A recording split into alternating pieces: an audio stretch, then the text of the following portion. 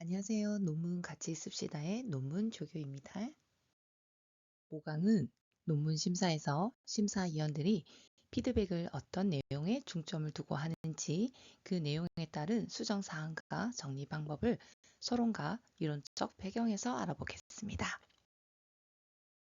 논문 심사가 통과되기 위해서는 석사는 3명의 심사위원과 2회에 걸쳐 70에서 80점, 박사와 석박 통합 과정은 5명의 심사위원과 3회에 걸쳐 80에서 90점이면 통과됩니다. 점수는 학교나 학과에 따라서 조금씩 차이는 있습니다. 그리고 학술 논문 게재 여부, 영어 시험 점수, 학점도 대부분 통과 조건에 들어갑니다.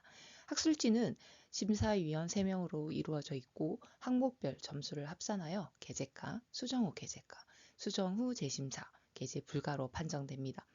평가 항목은 학술지마다 조금씩 차이는 있으나 이론적 중요성, 주제의 독창성, 연구로 인한 기여도, 연구 문제의 명료성, 논문의 일관성, 전개의 적절성, 그리고 편집 규정을 잘 준수하였는지 이런 다양한 방법으로 평가를 합니다.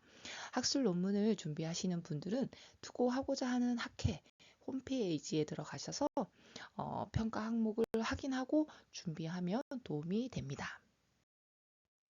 심사 내용으로 살펴볼 논문은 저와 다른 학자들이 함께 작성한 대학생의 학교 폭력 실태 조사와 개선을 위한 예방대책 방안 연구로 학술 투고를 하고 심사를 거쳐서 수정 후 게재가로 최종 게재가로 통보받았습니다.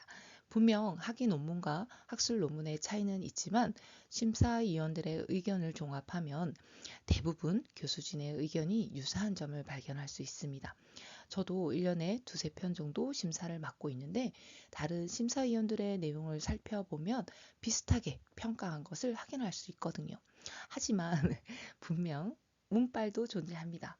너무 관점이 상이한 심사위원들로 구성이 되어서 한 분은 게재가, 한 분은 게재 불가, 수정 후 재심사 이런 경우도 있었거든요. 그래서 학위 논문에서 심사위원을 선정하는 것은 연구자의 몫이죠.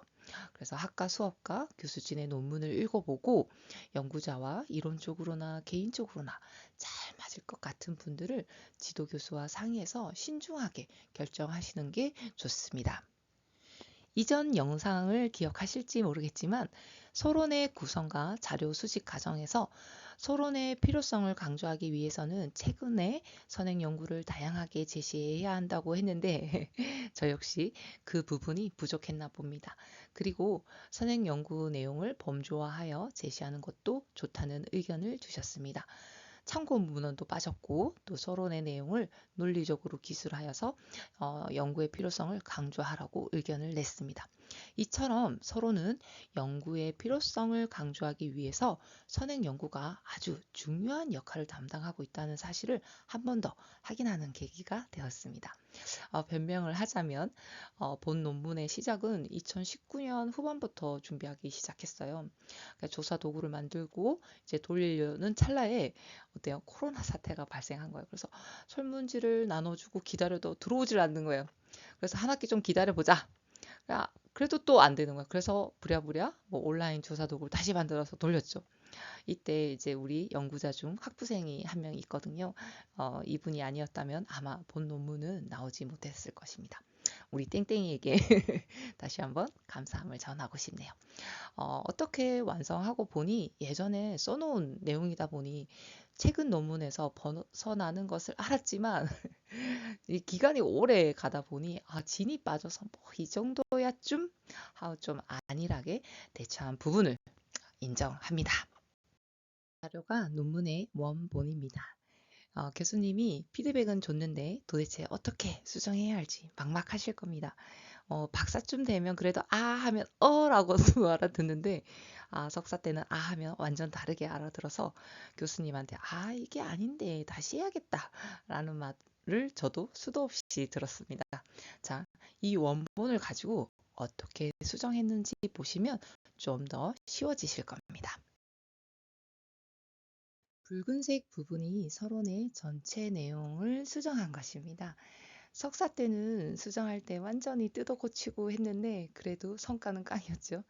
라고 알아듣고 나서부터는 살짝 끼워 넣고 수정하면 되겠구나를 터득했습니다. 뉴스와 사건의 위치를 바꾸고 최근 사건과 또 선행 연구로 변경하고 이에 따른 내용을 추가적으로 수정하고 빠진 참고 문헌을 넣었습니다. 심사위원회 심사 의견에 중점만 수정하고 보완하면 갈아엎어야 하는 상황은 되지 않습니다. 그러니 너무 어렵게 생각하지 마시고 살짝씩 수정해 보세요. 참고로 최근 논문을 찾을 때 학술 DB에서 최신 논문으로 설정해서 검색하면 가장 최근의 논문부터 위에서 나오니 수월하게 찾을 수 있습니다. 수정 내용에 대한 연구자의 의견도 함께 첨부할 때 심사위원들에게 좋은 의견 주셔서 감사합니다 라는 메시지를 남기면 좋습니다. 특히 수정 후 재심사일 경우는 동일한 심사위원이 다시 평가를 하기 때문에 아무래도 좋겠죠. 최대한 조금씩이라도 심사위원의 의견을 반영해서 수정했다는 표시를 내는 것도 중요합니다. 수정하지 못한 부분은 왜 그런지 타당한 근거를 제시해줘야 합니다. 학위 논문에서도 마찬가지죠. 교수님들에게 최대한 좋은 의견이에요. 좋은 논문 되겠어요. 교수님 덕분에 정말 감사합니다. 라고 감사함을 전달하는 것이 논문 심사도 사람이 하는 일이다 보니 아무래도 우호적으로 상냥하게 기분 좋게 피드백이 올 수밖에 없습니다. 그리고 대부분의 교수님들이 한 학기에 논문 심사를 여러 편 하시기도 하고 개인적인 수업과 또 학술 논문 등으로 매우 바쁘셔서 논문을 꼼꼼하게 읽지 못하는 경우가 많습니다. 그래서 논문에 충분한 설명이 있음에도 불구하고 그럼 좀 잘못됐다 라고 피드백을 하십니다. 그때 논문 내용에 서술한 것 같은데요? 그러지 마시고 제가 수정하면서 빠졌나 봅니다.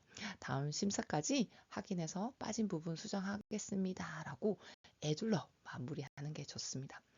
역지적이 들어가면 교수진의 성향에 따라서 다르지만 굉장히 불쾌하게 생각하시는 경우가 있습니다.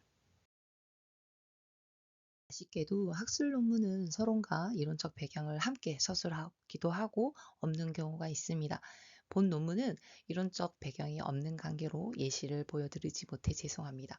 이전에 석박 논문 쓸 때 꼼꼼하게 체크해서 챙겨놨는데 몇 년 전에 노트북 바꾸면서 아주 그냥 미련 없이 싹 삭제했나 봅니다. 이럴 줄 알았다면 남겨놨을 텐데 말이죠. 자, 심사 1차 전에 이론적 배경은 90% 정도 완성도 있게 작성해 두시면 마음이 든든합니다. 다른 파트에 비해 피드백도 적고 크게 수정할 내용이 없거든요. 그러나 완성도가 떨어지면 교수님들이 슬쩍 보셔도 부족한 부분 아주 기똥차게 발견하는 능력이 있어서 워낙 심사를 오래 또 많이 하셔서 기신 같습니다. 그리고 이론적 배경이 부족하면 연구자의 연구 능력을 의심받기도 합니다. 예전의 기억을 더듬어 보면 보통 이론적 배경의 목차 구성과 소제목의 일관성에 관해서 피드백을 많이 하시고 특정 이론가를 너무 많이 등장하잖아요. 근데 다른 선행 연구물은 없냐? 다양한 학자의 선행 연구를 포함해야 논문의 타당성을 높일 수 있다. 이렇게 말씀하셨어요. 그리고 각 주의 분량이 본문의 내용보다 더 많이 차지할 경우에는 각 주의 내용을 풀어서 논문에 넣고 각 주는 핵심만 작성해서 제시해야 그게 각 주라고 했던 말씀이 떠오르네요. 표는 제가 학위 논문 심사 받을 때 사용한 것입니다. 교수님들이 제본에 체크하고 심사 중 의견을 주시지만 기억을 못 하시는 분들이 종종 있습니다. 솔직히 저도 헷갈리고요. 그래서 학술 논문 심사 받은 경험으로 이렇게 했더니 교수님들도 만족해 하시고 논문 수정에 대한 성의가 있다고 하시더군요. 각 교수님들께 심사 제본을 넘길 때 앞표지에 첨부해서 심사 내용과 수정 사항을 간단하게 작성하면 더 꼼꼼하게 봐주시고 좋은 의견도 많이 해주십니다. 참고하셔서 사용하시면 도움이 될 것으로 보입니다. 모든 연구자는 완벽한 논문을 쓸 수도 없고 교수진들도 논문으로 골치가 아프고 게재 불가를 받는다는 사실입니다. 연구 논문을 쓰는 연구자에게는 프로라는 수식어는 어떤 누구에게도 해당될 수 없기에 저는 모든 연구자는 아마추어라고 생각을 합니다. 저도 교수진도 심사위원도 여러분들도. 그러니 심사 중에 기죽지 마세요. 원래 자기 논문은 자기가 못 보는 게 정상입니다. 논문에 관해서 문의사항은 댓글로 남겨주시면 최대한 도움이 되도록 알려드리겠습니다. 논문이 완성되는 그날까지 논문 조교가 함께 힘을 보태겠습니다.